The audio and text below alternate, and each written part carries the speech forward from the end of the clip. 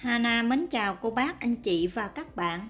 Nếu cô bác, anh chị và các bạn đang thắc mắc không biết làm thế nào để cho giá làm từ hộp sữa luôn trắng phao mập mạp, đặc biệt giòn ngọt không tím đâu hay bị đắng, làm sao để biết giá khi nào thu hoạch được và cách bảo quản sao cho để lâu không bị hư, thì hôm nay Hana xin mời vào bếp làm cùng với Hana cách làm này nha.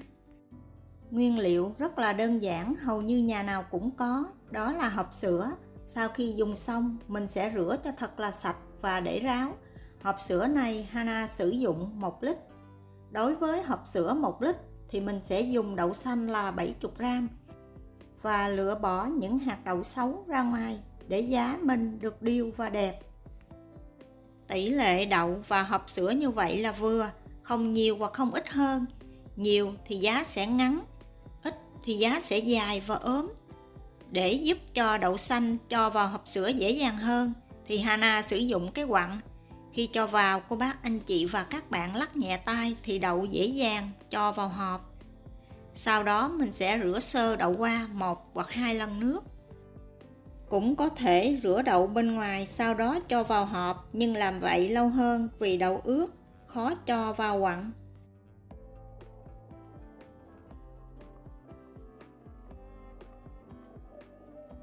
Rửa đậu xong thì mình sẽ cho nước vào khoảng nửa hộp sữa, sau đó đậy kín lại và để nơi thoáng mát khoảng 8 tiếng hoặc là qua đêm.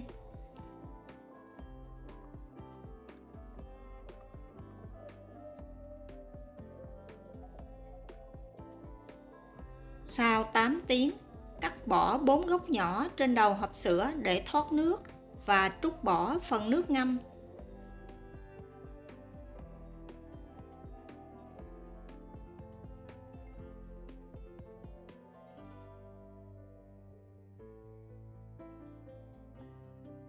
Sau khi trút hết nước, dùng túi ni lông đen hoặc không có mình có thể dùng giấy bạc bọc kín 4 góc cắt lại. Đây là bí quyết quan trọng để ngăn hoàn toàn ánh sáng lọt vào, giúp cho giá không bị tím đầu hay bị đắng. Mình sẽ cho giá uống nước thêm vào buổi trưa và buổi tối trước khi đi ngủ. Mỗi lần cho nước vào khoảng đầy hộp sữa, sau đó để yên khoảng 20 phút. Trong thời gian ngâm giá, cô bác, anh chị và các bạn cũng nhớ bọc kín 4 đầu hộp lại để tránh ánh sáng lọt vào. Sau 20 phút thì mình trút đổ nước ra và tiếp tục để như vậy cho tới buổi tối. Qua ngày hôm sau và những ngày kế tiếp, mình sẽ lặp lại cho giá uống nước 3 lần một ngày, vào buổi sáng khi thức dậy, buổi trưa và buổi tối trước khi đi ngủ. Mỗi lần ngâm nước khoảng 20 phút, sau đó trút bỏ nước sạch và bọc kín lại để hộp nơi thoáng mát. Một điều quan trọng cô bác, anh chị và các bạn nhớ để ý, khi cho nước vào, nước luôn đầy tràn hộp sữa. Làm như vậy, giá mới ngậm đủ nước, giúp cho giá luôn trắng phao và mập mạp. Nước này mình có thể dùng lại để rửa chén hoặc là tưới cây.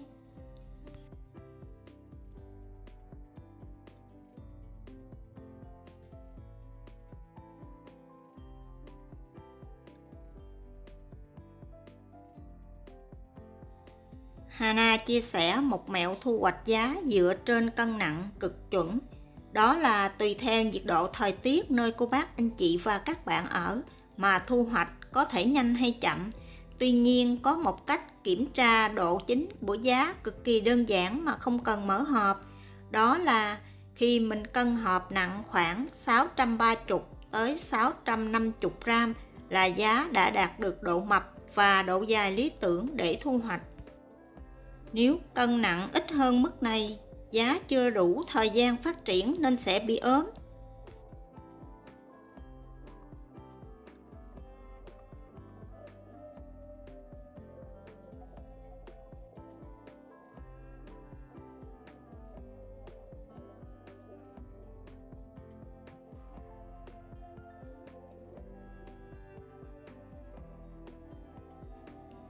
Và đây là thành phẩm giá của Hana.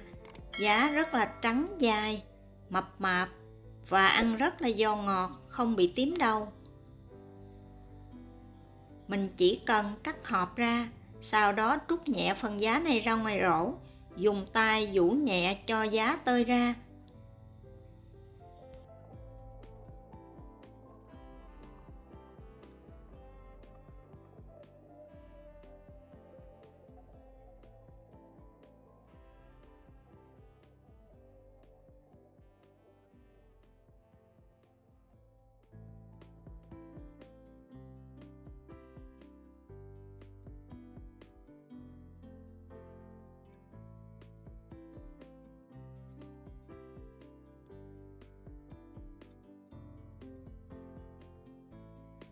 Để bảo quản giá ăn được lâu và không bị hư, thì mình sẽ cho vào hộp đậy kín lại. Trước khi cho vào hộp, lót ở dưới đáy hộp một lớp khăn giấy, sau đó cho giá lên dàn đều ra. Phía trên cô bác anh chị và các bạn cũng đậy thêm một lớp khăn để giữ ẩm giá. Và để trong tủ lạnh, ăn bao nhiêu thì mình lấy ra bấy nhiêu.